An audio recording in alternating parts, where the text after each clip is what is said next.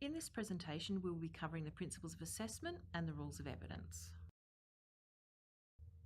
There is an important clause in the standards for RTOs 2015. Clause 1.8, Conduct Effective Assessment. The clause states that assessment complies with the assessment requirements of the training package and is conducted according to the principles of assessment and the rules of evidence. The principles of assessment relate to the design of the assessment, while the rules of evidence relate to the evidence that is collected. The principles of assessment are validity, reliability, flexibility and fairness. The rules of evidence are validity, authenticity, sufficiency and currency. Now we're looking more closely at validity. This is the definition from the RTO standards. Is the unit of competency being met in full by your assessment?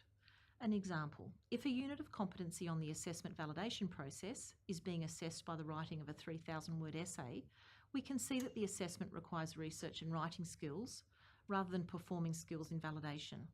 So we can see that it's not valid. Reliability. Will the assessor and the candidate be able to interpret the assessment in the same way? Will the assessment bring about consistent results? If the assessment instructions are clear and easily understood, the assessor and the learner will know what is required. The assessment is reliable. Fairness. The individual learner's needs are considered in the assessment process.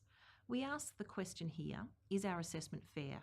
Have we provided enough notice of the assessment? Have we provided sufficient support to the learner? We will touch on reasonable adjustment again. It comes under the fairness principle here, but it has its own importance. Flexibility. An assessment needs to be flexible and reflect the learner's needs. If an assessment is flexible, it can be used in a range of contexts, including for RPL.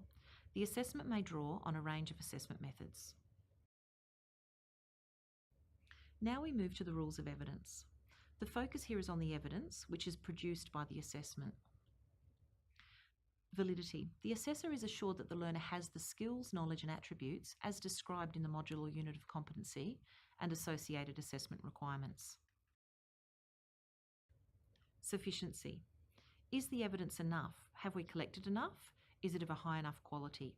Is the learner satisfactory or unsatisfactory?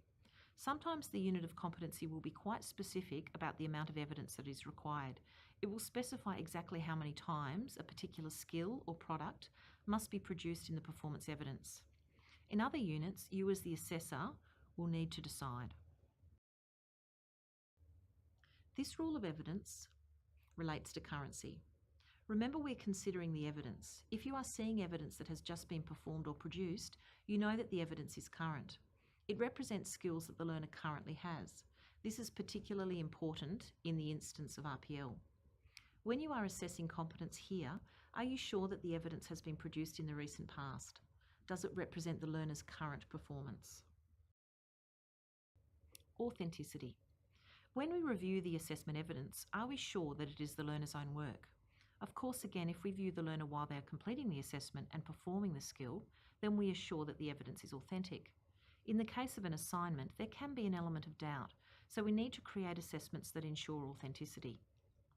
When uploading to the assignment Dropbox, the learner has to tick the box to confirm that the submission is their own work.